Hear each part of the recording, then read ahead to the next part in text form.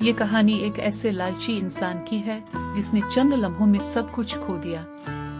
किसी गांव में एक निहायत लालची और कंजूस आदमी रहता था जिसका नाम इब्राहिम था। वो इतना खुद गरज था कि अगर कोई इससे मदद मांगता तो फौरन कह देता, यहाँ कोई पैसों का दरख्त नहीं लगा जो मैं सबको बांटता फिरूं। गांव वाले इसकी इस आदत से तंग थे, मगर इब्राहिम को किसी की परवाह नहीं थी। एक दिन वो बाजार की तरफ जा रहा था कि रास्ते में एक अजनबी इसके सामने आया जिसने खुद को जादूगर बताया। जादूगर ने मुस्कुराकर कहा, क्या तुम अमीर बनना चाहते हो? ये सुनकर इब्राहिम की आंखों में चमक आ गई। लालच ने अक्ल पर पर्दा डाल दिया।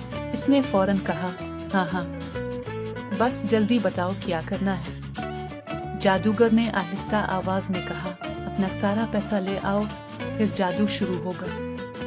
इब्राहिम एक लम्हा भी ना रुका।